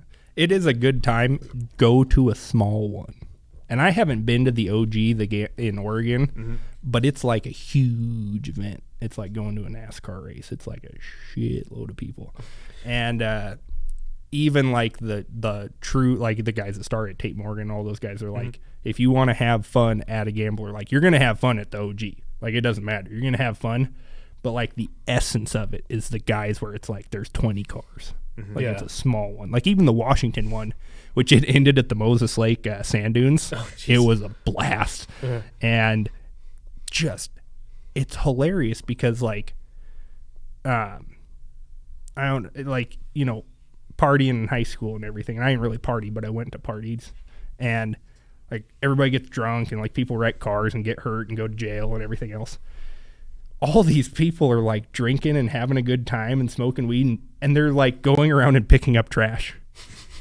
Oh, I see that. Well, they do like trail cleanups and like they find abandoned vehicles and pull them out. Like that's their MO. Yeah, so, like that's cool. What was it called? Smokey's Bandits. Sons of Smokey. Sons of Smokey. Yeah. Yeah.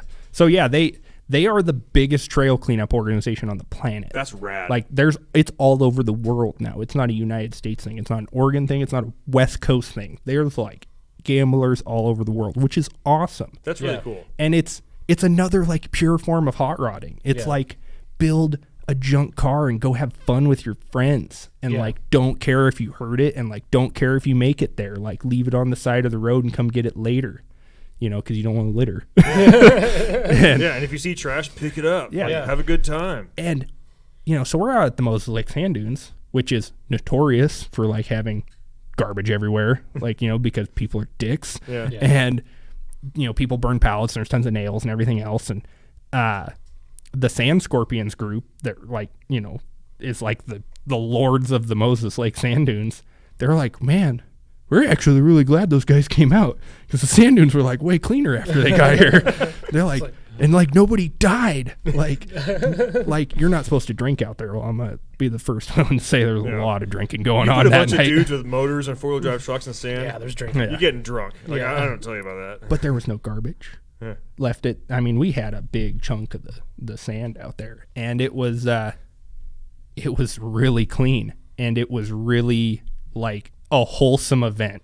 Like as far as, you know, it's just a ton of people that like, it doesn't matter. Like you walk up to people and just talk and like everybody's your like cousin or your best friend. Like everybody just wants to hang out. And the amount of like, there was dudes with a, bringing this back to diesel again, a 3206 cat powered fire truck that was bobbed with down the beer taps. With the beer taps. Yes. And it has like an upper patio that has like big umbrella and everything and a bunch of sofas on top. And it was also the DJ booth. It's like full of stereo equipment. And so that was like the party bus. But it is a cut down like huge, it wasn't like I don't remember what it was, but it was some kind of rebodied like fire truck thing that they had shortened. Like it was probably almost like a ladder truck at some point. It was real long and it's bobbed down super short. But like I think it was last year, because I went in 2019, and I think in 2020 it blew up. Like they blew up the cat motor in it, and like still limped it somewhere, and then just threw another motor in it, and still going. Like everybody just, and it's cool because, I mean, everything kind of goes the way like rat rods. Like rat rods used to be junk, and there's still junk rat rods, but now there's like bourgeois like designer rat rods where it's like I've got fake patina that I paid $30,000 to have this guy airbrush on and make it look like I have bullet holes. Yeah. And it's like, yeah, I pulled a Model A out of a bush that has actual bullet holes. Like there's actually somebody shot it with a 30-30. Like, and it didn't have enough, so I shot it about 5 more times. Yeah. And so it's like everything always goes, you know, you always become the man at some point. And so there's guys building crazy gambler cars that are like, obviously you've got some stuff laying around or some money to throw at this problem, but the essence of it is still like dudes in, you know, 85 Camry that's just like beating the hell out of it. And it's like, you know, they'll go to Moab and do a trail cleanup and like go totally show up some Jeep Wranglers with like, you know, some old like Ford pickup or like a Crown Vic. Yeah, that's hilarious. Like, it's amazing how far you can get when you truly do not give a shit about what you're driving. Yeah. And it's amazing how much some of these vehicles can take before something actually breaks. Like it's like I may not be able to wheel next weekend, but I'll tell you what, we're gonna have fun this weekend. Yeah. And that brings me back to like me and Cooper were talking about having a tug of war when I bought the blue OBS. It was like me and the Cherokee that he had, the Jeep, the EcoDiesel, The white one. the white one. Yeah. We were talking about having a tug of war with that. And he was like, dude, I'll take that all day. I was like, here's the difference, Cooper. Okay. are you willing to taco your truck to win? Because I will. I'll taco this bitch. Like, I'll put it in 4 low. I'll put it in third. No regrets. And I'll give it the ketchup and drop the clutch. Like, let's go. I am ready to send every moving part on the ground. Yeah. Are you? Are you? I'll shift if I need to. Oh God. All right. So I want to talk about this flatbed that you built. Like where you got the inspiration from, how you came up with getting this thing together, because I think it's one of kind of like your showpieces. From an outsider's perspective looking in on it, like it does not look like you just fabricated it on your own with no schematics, no plans that you found somewhere. Well, we've gotten Facebook questions like, what's the part number? Yeah. Like, I don't know to tell you the answer to that. Yeah, I think it's The part number is Jesse? Yeah. I think there's a part number on the hinges on the drawer in the back of it. Which I ordered. Yeah. And so that thing, it started out as I guess you guys probably talked about the truck before, Atlas, the F450. We did. As far as like the intricacies of it, no. We talked about like the flatbed, like you're making it, and obviously it's hand built, and the tire, like we got 43s on it and all sort of kind of stuff. But like as far as what the brain, whatever Tyler wants to know about as far as the flatbed goes, because it really is. It's. And I don't want to like toot your horn super hard here, but like it's pretty freaking cool. Like it's one of those. It looks like we bought it. It looks like we bought it. It's utilitarian, and there's nothing on there that doesn't have a purpose. And that, in my opinion, and I'm pretty sure in Tyler's opinion because we have the same body, that's what gets me going. Like trucks or things that are done that have a purpose, and it's like a purposeful purpose. Not like we put lights all over the front grill because we like lights. I was like, no, I when I was building this flatbed, I knew that I was going to run. I want to have lights inside the cabinets, so I made sure that I had clearance between this and this to put lights inside the cabinets. And there's a switch on the door, so every time you open it, it comes on. Like that type of stuff. That's like, adult Ben is like, yeah, that's tight. Yeah. So this truck, it's got 43-inch like military tires on it. So you're not going to go buy a flatbed that fits it. And where's the fun in that? You just go, you just go buy stuff with your money. Lame. But it was kind of one of them things where we weren't gonna go get a bed somewhere, right? And or even if you did, there'd be modifications to it that you'd have to do. Yeah, that'd be extensive. Yeah, and then it's you go, okay, well, this place builds flatbeds. And they build ones that they sell, or they can build you a custom one for an extra $15,000, and they're 3 months out. And then you would end up modifying it anyways. Yeah, and then you'd still, you'd be like, well, I want lights inside the cabinets, and they weren't cool enough to do that. The F350 Long John Silver, like it's got lights everywhere that I put on all the cabinets and under the bed or inside the bed under the tonneau cover. Like that stuff's cool. Yeah. Like you never know that you wanted rock lights under your tonneau cover that come on with everything until you have them and you're like, oh man, I want to get on my phone and turn the little flashlight app on. And so this truck's going to have all that.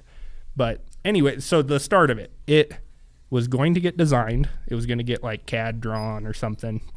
And then it was just like, well, let's just start ordering metal. So we got this big C-channel aluminum to build the frame out of. And I built just this real rudimentary skeleton of a frame over the top, cut it around the hitch and everything so it was flat on the frame.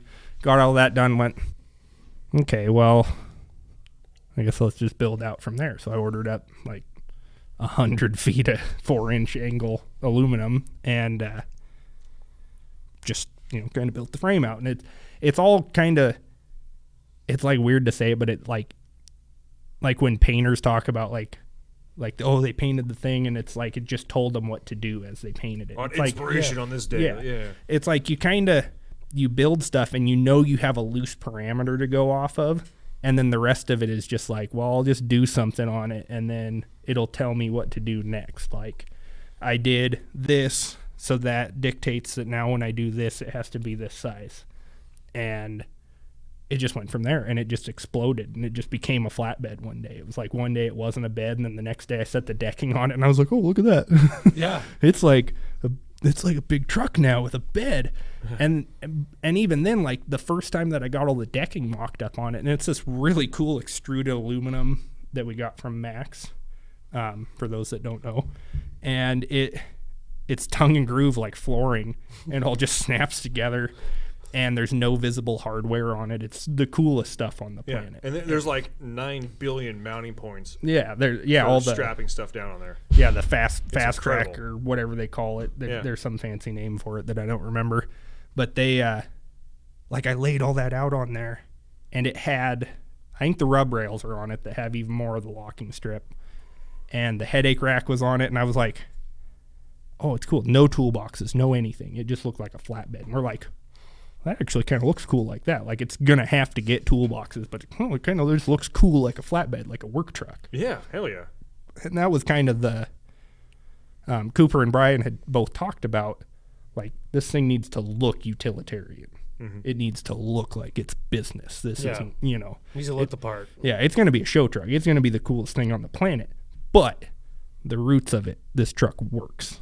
So when it came to, like, the bumper and everything in the back, like, there's a big gap between the bumper and the bottom of the bed, but the bumper goes out and covers part of the toolbox. And there's like all the old flatbeds from the 40s had like weird stringers that came off the back vertically. I don't know why they did that. It was almost like a rub rail or something. Mm-hmm. So I mimicked that in the back of the bed. And so I nerd out. Yeah. I can nerd out on stuff sometimes with metal Well, they used to related. do that, then they just throw like a 2x6 for the bumper. Yeah, exactly. Like wood. And so a lot of that was like I'm an artsy person, as lame as that sounds, but I want it to be cool. And so all I do, like this, I have no life. I just sit around and think about truck stuff and car stuff like all day long, and welding and fabricating. And I go on Instagram, and every page there's like, I follow a couple of hot chicks and a bunch of truck pages. and so it's like all I do is look at this stuff. So when it's like, oh, hey, you want to just build this thing, and then like you're going to have to figure it out. And it's like, oh, cool. Can I add some of my own detail into it? Yeah, do whatever you want. Done. That's cool. So everything on it is just like, it's not like I didn't draw it down. Like we had a meeting out there one day, and I have a piece of paper that has like 10 things written on it that were like hard things it has to have, like hard parameters. And I don't even think they were that hard. Like it was just like, well, it needs to have toolboxes, and we'd like to have a drawer in the back, and it needs a headache rack, and the spare tire's got to be on it.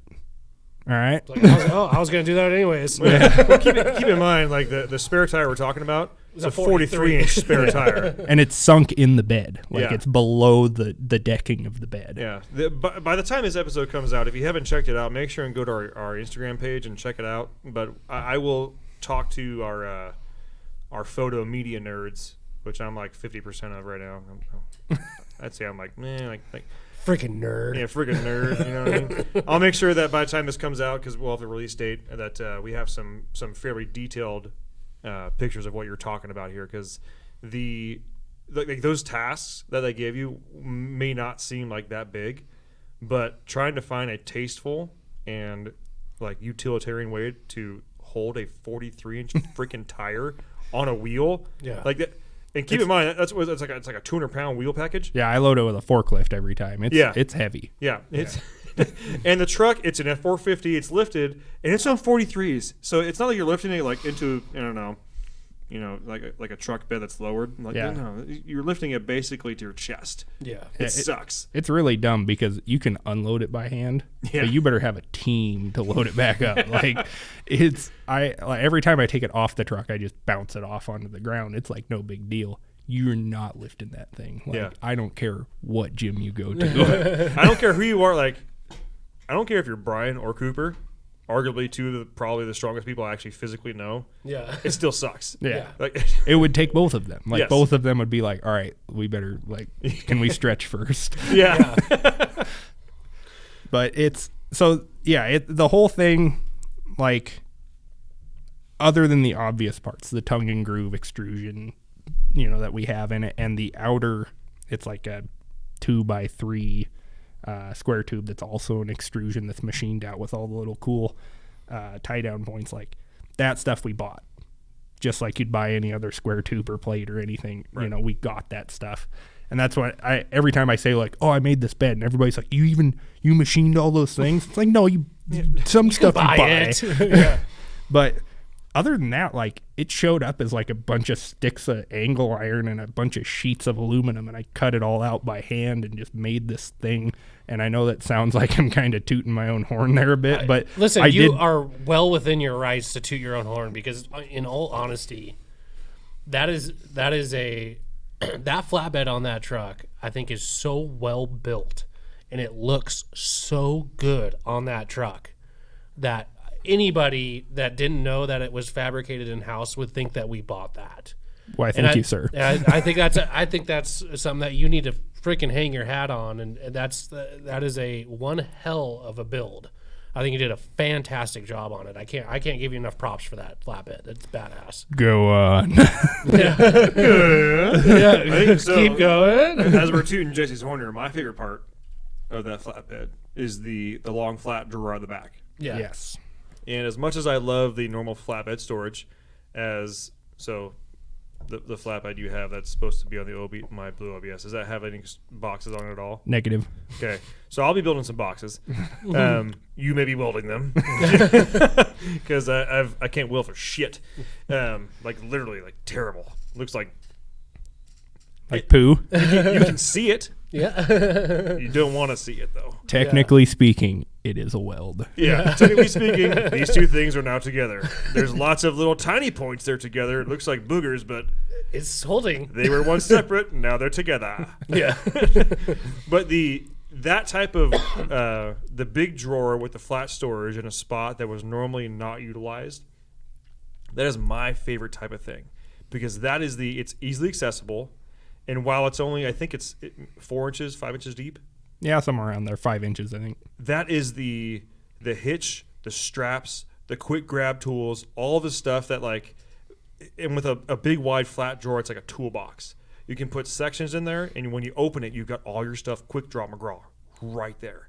And to me, having used a truck as a tool and worked with my hands a lot, all that kind of stuff, that is the name of the game. Like if you are organized beforehand and making it happen and being able to quick draw that kind of stuff, and you know where it is, that like 10 out of 10. I love that stuff. And that was one of those where, like, I mean, kind of our MO around here is kind of over the top. Like we're always doing something that's crazy and better and cool. Like that's because you got to do that. Like you got to be on top of it. Mm-hmm. And it was like, I think it was Cooper walked up and like, what if we put a drawer in the back of this? And I'm like, well, yeah, I can do it. Well, yeah, let's put a drawer in the back of it. So, of course, it's with any and even just the normal stuff, the normal toolbox and stuff on this truck. Like I built, because it wasn't drawn up, and I've never built a flatbed out of anything before, let alone aluminum. A lot of things that would change on the way I did it, because some of the stuff I had to fight myself and things I had done. And that drawer, I had to move the air dryer and the air compressor for the rear suspension. I had to move it like 2 inches lower, because I was like, before I was like, well, I want this as high as I can to get it up near the bed. And then it was like, oh, there's going to be a drawer there. So you screwed up. Now you get to cut all this off and redo it again. I was, cut it off and moved it down lower, and was like, well, I still don't have a lot of room. And didn't want to cut up into the rear channel, the rear square tube that goes around the perimeter. Mm-hmm. And behind that is a 4x4 piece of angle. And I'm like, well, that's a lot of strength, and I don't really want to cut into that. So I'm like, I've got this much room. I've got 5 inches of room. And I'm like, okay, well, it's going to be 5 inches tall then. There's no getting around that. How long can we make it? Well, the next cross member's way up there. We can take an inch notch out of that, and we can get another 3 inches in front of that. Okay, so it's going to be that long. Put a gun to my head. I do not know the dimensions of that box.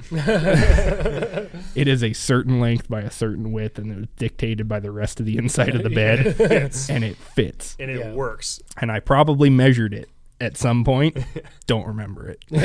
For those of you who are thinking like air dryer for rear, it's because it's got a Kelderman air ride rear suspension. Yeah. Yeah, we're those kind of a-holes. We did 43s. Well, I had a with good air question ride, from yeah. someone that asked if they would need a air dryer for the like a suspension setup like that. And this is what I told him.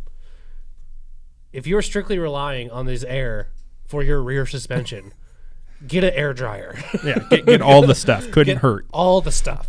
Okay.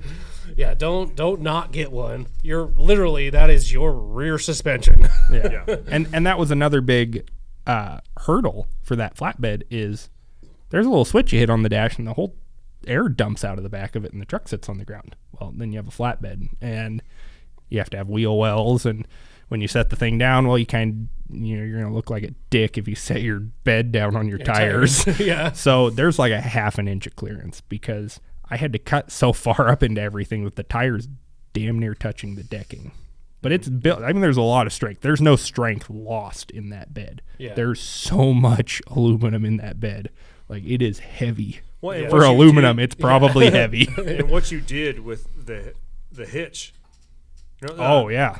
Yeah, having to move that up and down. But the one of the things I love about that too, that where I think a lot of the flatbed stuff ends up turning people off, is even with your constraints, running a 43-inch tire and all that kind of stuff, the flatbed, in my opinion, 'cause, I mean, obviously the 17 and up Power Strokes do have a pretty tall bed in general. And that's one of the styling cues that I love about them. A deep bed is kind of tight. I like that. But the flatbed on that, it doesn't look like it's like super tall off the frame rails at all. Yeah. It looks like even though those 43-inch tires and you can dump the air, it still doesn't look like it's sitting super high at all. There's a lot of just regular old, like, first-gen Cummins running around with beds that are that height. Yeah. And that was, I think we laid a 2x4 across the top of the tires and let all the air out of the bags and, like, took a measurement, and we come up with 9 inches. We're like, 9 inches is how, like, much room, how much drop we have. Mm-hmm. Like, the bed has to be 9 inches off of the frame, or, like, it was whatever the measurement was. And that's what determined the rest of the flatbed, was like, that measurement was like, okay, it drops this much. We need at least 9 inches of height out of here. Build a bed. Well, that's probably one of my biggest pet peeves is when you do a flatbed, especially if it's someone who's using it as a work truck. As much as I love lifted trucks, I get it. Like, don't get me wrong, but if you're using a truck as a work truck and this bed is tall as shit, you know how much it sucks lifting stuff into, like, everybody thinks about flatbed, they think like, oh, tailgate. No. Your tailgate is below the wheel wells. You have wheel wells in your bed. Remember, most flatbeds go on top of the wheel wells. Yeah. So now imagine you just lifted your sick ass truck and you use it as a work truck, and now your bottom of your bed is that basically needs to be on top of your tires plus some inches because you don't have air ride. Because most people don't, to be honest. Like 99.9%. We're the cool kids. Yeah, we're the cool first. Somehow we made it to be the cool. Oh, now we're lame because we acknowledged it. Yeah. Shit, now we're not cool anymore. Damn it. But and now you're lifting this, whatever you're lifting into a bed, normally into a tailgate, you're lifting like 8 to 12 inches higher than you were before. Yeah. That sucks on a lifted truck with 37s. Well, I tell you what, with that particular truck and that flatbed, I probably wouldn't put anything other than a freaking Baskin Robbins freaking ice cream cake in the back of that thing because I wouldn't want to like it's definitely gonna get it's scuffed pretty. up. It's Yeah. pretty. So there's, and one of the things that I do appreciate about the fabrication that you do, and those of you that are wondering, yes, we fully realize that we're like well into like an hour and a half of this right now. Yeah. But this is how we roll. Yeah. So cycling back a little bit to Long John Silver and the inspiration and the guidelines you were given to build this truck. Those that may look at the inspiration like you were given, like, this truck needs to look badass. It needs to look utilitarian. Yeah, we get it. It needs to look utilitarian. Keep in mind, Long John Silver, which I think, and correct me if I'm wrong, like fully correct me if I'm wrong, that was probably like your first full like piece de resistance at DKP. Yeah, like that was it. Yeah, you had a lot of creative control over that. It was kind of like, I want this, cool, and then all of a sudden you just kind of made really cool shit happen. Yeah, that whole truck, when it showed up, everything we get is showroom fresh. Not to brag, but we get to It's work nice. on cool stuff Yeah. that's not rusty. And my entire life was working on rusty shit boxes. So it's like, oh, cool. When I put a wrench on this bolt, it freaking turns. That's rad. I've never had something like that before. I own old Fords. Yeah. And we have salt on the roads. But yeah, it showed up. Dave put an air compressor on it, did a really cool mount on the side of the frame to put an ARB twin air. And I think after that, I think I pretty much did everything on it. And, the tires, getting those 40s on there, the 40, 15, 520s, and making them clear the Bulldog front. tires. I remember going back to the shop, watching you cut into that truck, and I'm like, ooh, I'm out. Yeah, that was the first time. And, I mean, everybody'd be like, that's like $60,000 truck, and you're just like taking a cutoff wheel to it. And I was like, yeah, I love this shit. I don't know if you know this, but I watch those videos where there's the guys that airbag Lamborghinis, and they're just taking not even a tape line. They're just taking a body saw and hacking wheel well out. Love it. Yeah. And I think I had to cut the bed sides on the Raptor before that, and that was ripping the Band-Aid off. It's like, oh, cool, 2018 Raptor that's worth more than 30 of your trucks. Yeah, anything I've ever owned combined totally. And I'm like, yep, make a tape line, cut the sides of the bed off for this cool bumper. All right. Yeah. And so when Long John, I was like, I guess I'll take about this much off. Well, here's a piece of tape. Not enough. So the what I'm trying to get at here, I don't want to again. I feel like we're tooting our own horns here a little bit, but I'm going to throw this out there. So the look with the utilitarian on Atlas and Long John Silver, the piece de resistance Jesse Incarnation 1, if you will, the DPP or PPU, whatever you want to call it. Yeah, I've never built anything cool till I got here. Yeah, but I'm not even joking. The Crown Vic's probably it. I built a bunch of old crap. well, it was enough for me and Tyler to basically shoot our pants. Yeah, that was I've built stuff my whole life. I've never finished a project. Even the Crown Vic isn't finished. It just looks the part. Yeah. But the fact that it has to look utilitarian, how nice is the paint on Long John Silver? It's nice. How nice is it currently? Eh. And what I'm getting at is Brian Daily drives. Brian's the owner company. Brian Daily drives Long John Silver, and there was a method to the madness. The method to I guess I'm trying to give ourselves a little bit of credit here. It's we build things to look. Hey guys, yeah, we use our shit. that's basically what I'm getting at. Yeah. He's not afraid to throw some scratches in the side of that bad boy, a little redneck pinstripe. And it does. It's got dents on the bed. Hell yeah, it does. We were doing a video of showcasing the doors opening on the toolboxes. I opened one door. It's a freaking loaded gun. Yeah. I opened the latch and I was oh, there's a gun. I should probably check this thing. Oh, okay, I'll load it all. I'm going to put it back. I'm just going to stand here. And anybody that needs to open that thing, in case they didn't know, just so you know, don't freak out. There's a loaded gun right there because Brian had it on his property.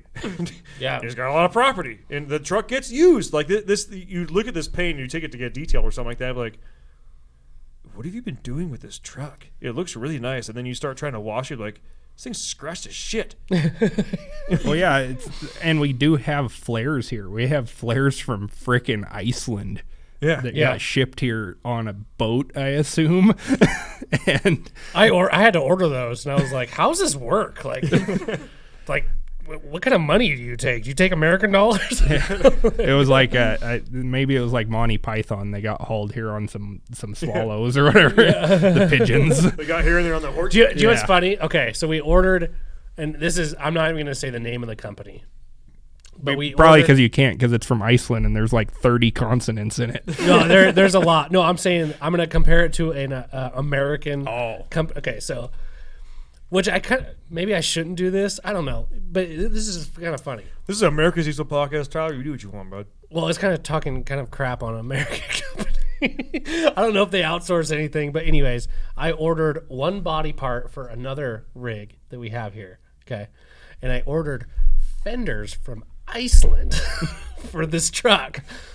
Guess which one got here quicker? and was probably better quality. It's the fenders from freaking Iceland. I was like, I look at the tracking. I'm like, wow, those are delivering Thursday. Wow, that's incredible. Like, wow, I ordered this other part from this other company like months ago. Yeah. And there's not even a tracking number. And they're in Montana. Like, they're not even that far away. Yeah, like I could drive there. It's crazy. But yeah, so it's like we've got those flares that need to go on because every time it rains and it gets taken down a dirt road, truck's brown. Yeah. Like, and that's it. I mean, and it's bad enough. Like you think like, well, yeah, truck gets dirty. It's got big tires and doesn't have mud flaps, and that's truck life. Yeah, it is. We get it. Driver shit. Yeah. But when it physically covers the mirrors in mud to where you like can't, and like the side windows, and you can't see out of the truck anymore, it's kind of an issue. Yeah. And you may be thinking to yourself like, oh, like stance life, offset life. Yeah. No, this is like the exact opposite of that. This is, these wheels do not have a heavy offset. No. These wheels have the appropriate offset For a 15.5 for a wide tire. 15.5 wide 40-inch tire Yeah. with proper trimming done by yours truly, Mr. Jesse. And it rubs the radius arms. Like, Yeah. I mean, it's got the right offset, but you're kind of in a box with a tire like that. Like, it's like, oh, it rubs the radius arms. Yeah, deal with it. Yeah. Like, There's that's no what you other- get. Yeah. We've done everything we could, Doctor. Yeah. That's as far as we can go. Like, Okay. unless you're going to put 3 inches of backspace on this 12-inch wide wheel, like, you're done. Yeah, Yeah. Name for me, dog. And we don't do that because we have proper offset on our wheels, unlike some people Yeah. that I see on the internet I'm that just are gonna go ahead probably and going to say- be like, oh, look, you build your truck how you like it, I'll build mine how I like it. Yeah, well, I don't like your stupid 3-inch offset, 24-inch No, listen, American Force wheels. We have talked plenty of shit about people that like to replace wheel bearings Good. and ball joints and I'll end all other steering components. I'll end that segment with so Mark, our sales guy, Oh, yeah, get rid of that tip. Is it dude. something about his exhaust tip? stupid ass tip. Proper offset on the wheels. Yes. Proper Yeah, offset on proper the And- wheels. lift, proper offset. And they're bronze. Hell, bronze in the black truck. Yeah. Ooh. I tell you what, there's not many things better than a bronze method wheel. I don't care who you are. Dude, I've been waiting to put a bronze wheel on something, and I look at my truck now and I'm like, no, it's not getting bronze. I can't do bronze on it. I don't know why. I just can't do it. Yours needs titanium methods Yes. because that would look good. But I swear to Christ, if you put a black wheel on that truck, I'm might going do to a black hunt you wheel. down. I'm Because I'm going to have to mount them, so I'm going to be the first one that knows. And like, oh, these are the wheels for Tyler's Jesse's truck. gonna intentionally screw up the lip of the wheel with a tire machine. Oh man, I got to totally polish these. might as well take in a powder. Yeah. How do you like lime green? Yeah. Hey, actually, it would match my side by side. So. hey. Oh, color match. Hey. I've low key thought about we may not be friends after that I say this. Oh. Well, you've heard it, and the podcast has heard Well, it. you've already went down a notch in my book because you said Gambler 500 is better than the freaking Salt Flats. You freaking nutcase. That's debatable. I agree. That's probably not a good one. But if I do end up having to actually like buy a new wheel set for the blue truck, I kind of want to go bronze. Yes. Oh my Yeah! god. Yeah! No. Can support Do you know why? decision. That truck has got some epic pinstriping on it. And you need to do like, I feel like you need to do something like more old school on that truck because of the pinstriping. Well, okay. Here's the thing: if there's only two kinds of wheels that are going to go on that truck. Bronze is going to look too modern on that truck. Well, so there's only two types of wheels that are going to go on that truck: either period correct, like Alcoas or something of the like, or 20x10 method bronze Now, see, that's the thing that would be cool on about 37s. Yeah. By the way, yeah. because you're not making it like, and take this in the spirit, which is insane. You're not making it like a super nice truck. It's not going to be like Concourse restored absolutely truck. Like not. it's getting a crappy steel flatbed that I have put on it. That thing with the old pinstriping and the old blue paint and the dents and a shitbox flatbed and bronze 17-inch methods and 37s is going to be tight. Okay, I think that you need to find someone to do some like blue pinstriping on the bronze wheels. I'll do it. That's fine. I'll do it. I can. Agree And that's to the that. only way that would make it work. If they can match the blue, like not the blue of the truck, the light blue of the pinstriping Yes. on those bronze Tie it all wheels. together. And see that That'd is be a gonna- slight little subtle touch. Be like you look at it close, you're like, this guy's got freaking pinstriping on his. That's where it's bronze going to bring that wheels. truck together. Where like I imagine like you're at a Cars and Coffee, and for some reason my blue truck's there because I'm an asshole and I brought my blue truck. Porsche, Ferrari, Yeah. Corvette, 90s Ford. Yeah, 90s Ford, and they're looking at it. They're like, well, there's a puddle under it. Yeah. Whatever. But when he came in, it sounded roided. And they look at it, and it's like, well, the springs are new because all my leaf springs they would be new at that point. The bed has been like roller bed lined if I did that. And the wheels, well, for some reason, these wheels are like factory fresh methods. With some a-hole spent the time to actually pinstripe them, and they pop the hood, and there's like, Dude, I big will turbo, learn reg pinstriping return, to do all that. this like Yeah. this like they're gonna pop a truck and be like, I want to punch you and buy you a drink at the same time. Yeah, Is there a way we can I do want this? to hate you, but Yeah. I can't. Can I buy 2 drinks and throw one in your face and share one with you? Is that, Yeah. Can we do that? Can we Like, do that? Yeah. Seriously. Well, Oh gosh. ladies and gentlemen, that is our intro into Jesse's life at DPP, and he will be back. Don't worry. I know this is a long one. He will be back though. I'm sure he's got a lot more stories he could share with us about trucks and all sorts of. Because I'll be vehicles. honest, what we were supposed to talk about in this podcast, we didn't even talk about. We didn't even talk about the 07. Yeah. We Oh didn't, yeah. we didn't even get there. No. The conversation naturally just took us to me getting light blue pinstripes on bronze method wheels for my OBS. Well, here we'll do the Ricky Bobby recap of the 07. Go. It's a truck. It's pretty cool. I'm not really sure what to do with my hands here, but it's a 07 Dodge. It's got 434 Yeah. to the tires, The tire. which is rad on just like what is now considered an old truck.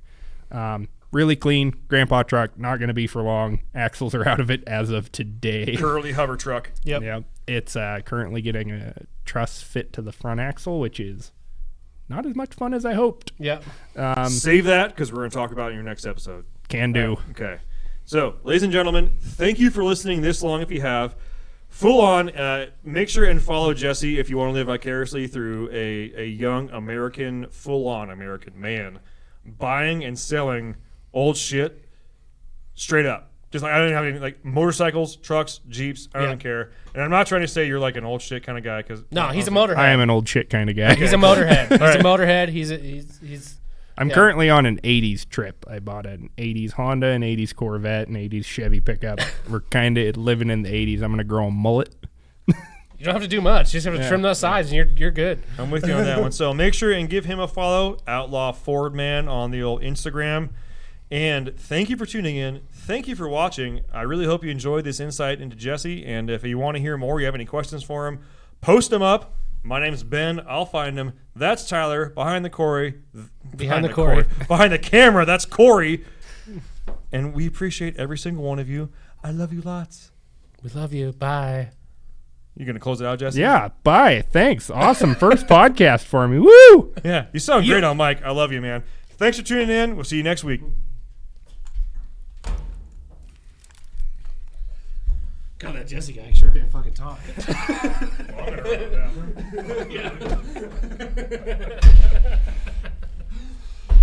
Can confirm. Great. I honestly like the long ones like that. I like that kind of shit. So Yeah. and I was reading reviews today, and there was like 3 people that was like, "I wish your guys' podcast was longer." I was like, That's when I listen to that's why I like Joe Rogan. yeah, because they're long. 3-hour long call. Yeah, it takes me like 3 days to go through some of this. Well, because I usually I freaking screwed up. I lost my headphones